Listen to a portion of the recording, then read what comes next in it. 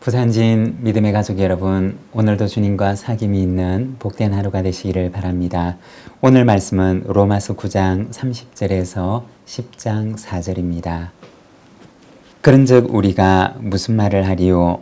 의를 따르지 아니한 이방인들이 의를 얻었으니 곧 믿음에서 난 의요. 의의 법을 따라간 이스라엘은 율법에 이르지 못하였으니 어찌 그러하냐? 이는 그들이 믿음을 의지하지 않고 행위를 의지함이라. 부딪힐 돌에 부딪혔느니라. 기록된 바 보라, 내가 걸림돌과 거치는 바위를 시온에 두노니 그를 믿는 자는 부끄러움을 당하지 아니하리람과 같으니라. 형제들아, 내 마음에 원하는 바와 하나님께 구하는 바는 이스라엘을 위함이니 곧 그들로 구원을 받게 함이라. 내가 증언하노니 그들이 하나님께 열심히 있으나 올바른 지식을 따른 것이 아니니라. 하나님의 의를 모르고 자기 의를 세우려고 힘써 하나님의 의에 복종하지 아니하였느니라. 그리스도는 모든 믿는 자에게 의를 이루기 위하여 율법의 마침이 되시니라. 아멘. 오늘 우리가 함께 읽고 있는 말씀에서는 믿음에서 난 의에 대해서 말씀을 하고 있습니다. 9장 30절에서 32절의 말씀입니다. 그런즉 우리가 무슨 말을 하리요? 의를 따르지 아니한 이방인들이 의를 얻었으니 곧 믿음에서 난 의요. 의의 법을 따라간 이스라엘은 율법에 이르지 못하였으니 어찌 그러하냐? 이는 그들이 믿음을 의지하지 않고 행위를 의지함이라. 부딪힐 돌에 부딪혔느니라. 오늘 말씀에서는 믿음을 따라간 이방인과 행위를 따라갔던 이스라엘의 서로 다른 운명에 대해서 말씀을 합니다.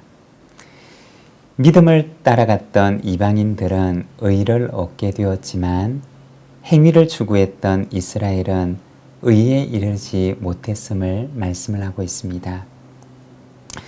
먼저 우리가 행위를 따라갔던 이스라엘에 대해서 잠깐 생각을 해보면 우리가 앞선 로마서 말씀에서 율법과 죄와 나와의 관계에 대해서 말씀하는 것을 나누었던 적이 있습니다.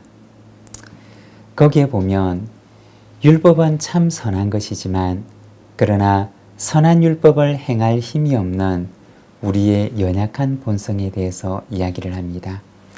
그리고 육신 안에 거하고 있는 죄가 연약한 나와 싸워서 나를 사로잡아서 죄 아래로 이끌어가는 모습을 보여줍니다. 이러한 우리의 비참한 모습을 가리켜서 로마서 7장 24절에서는 바울은 탄식하며 말합니다. 오호라, 나는 공고한 사람이로다. 이 사망의 몸에서 누가 나를 건져내랴. 율법이 요구하는 것을 행할 수가 없는 타락한 이후 인간의 연약한 실존에 대한 말씀입니다. 행위를 따라가지만 율법이 원하는 것에 도달하지 못하는 인간의 절망적인 현실을 보여주는 말씀입니다.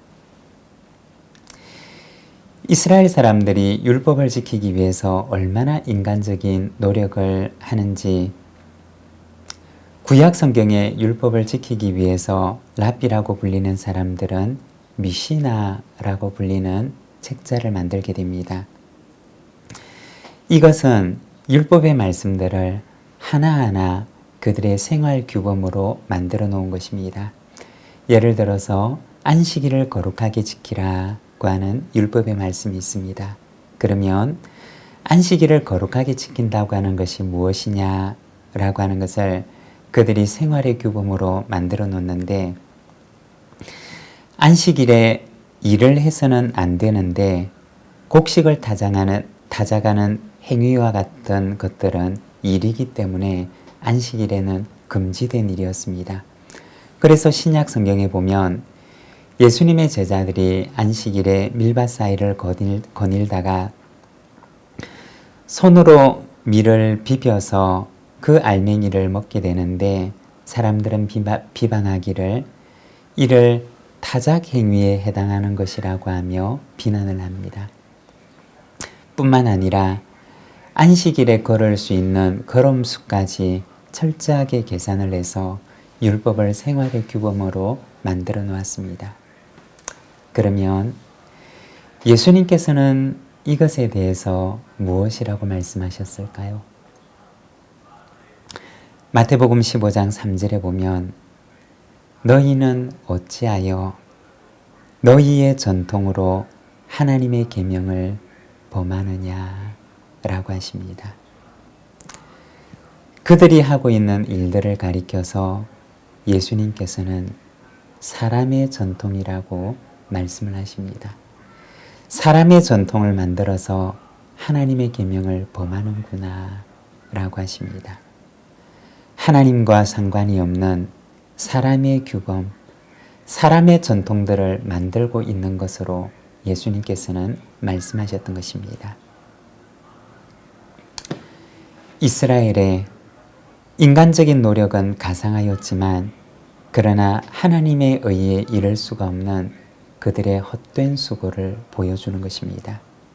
첫째는 타락한 인간의 선을 행할 능력이 없는 연약함 때문이고, 둘째는 그들의 노력이 하나님과는 상관이 없는 자기의로 가득 찬 노력일 뿐이었기 때문입니다. 이에 대해서 믿음을 따라간 이방인은 도리어 의를 얻게 되었음을 말씀하십니다. 그들이 의를 얻게 된 것은 믿음을 의지했기 때문이라고 말씀하십니다. 여러분, 그러면 믿음이라고 하는 것은 무엇일까요? 믿음이라고 하는 것은 가장 중요한 것이 의지의 대상이 누구인가 라고 하는 것입니다. 누구를 의지의 대상으로 삼느냐 라고 하는 문제입니다.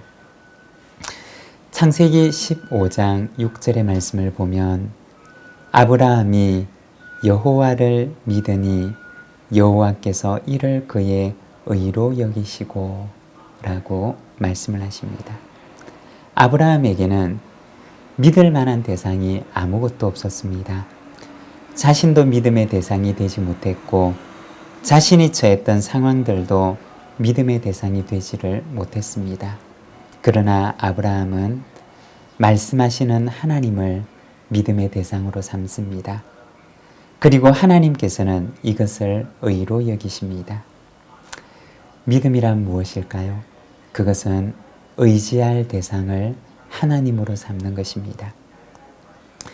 칼빈이라고 하는 신학자는 인간이 자신의 구원을 위해서는 전적 무능 상태에 있다라고 이야기를 했습니다.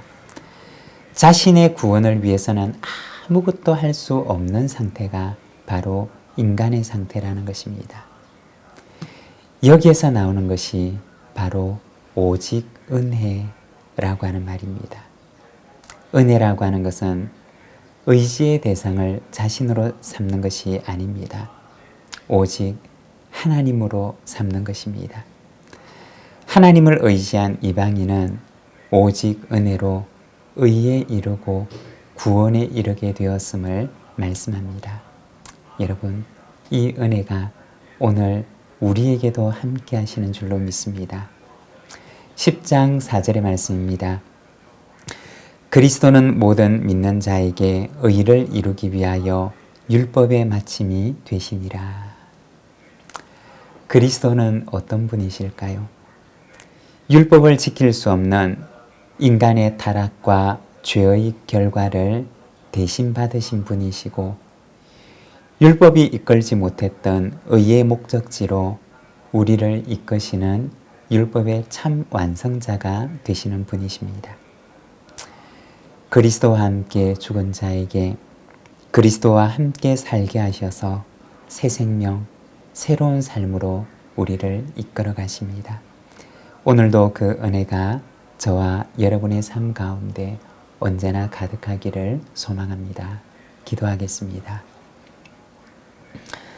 하나님 아버지 은혜를 감사합니다. 오늘은 믿음을 따라갔던 이방인들이 의에 이르고 행위를 따라갔던 이스라엘은 의에 이를 수가 없었던 그 말씀들을 우리가 바라봅니다. 사랑하는 하나님 아버지, 오직 우리에게 의지할 것은 하나님밖에 없음을 고백합니다. 우리의 연약한 죄성을 고백하고 선을 행할 능력이 없는 우리의 연약한 모습을 주님 앞에 고백합니다. 오직 그리스도의 은혜만이 우리를 구원하시고 참된 의에 이르게 하심을 믿습니다. 주님, 오늘도 주님의 은혜를 의지하며 또한 우리를 새 삶과 새 생활 가운데로 이끄시는 주님을 바라봅니다. 주여, 우리의 연약한 손을 붙들어 주시고 그리스도와 함께 죽고 그리스도와 함께 살며 그리스도와 함께 새 삶을 누리며 살아가도록 인도하여 주시옵소서. 예수님의 이름으로 기도드립니다. 아멘.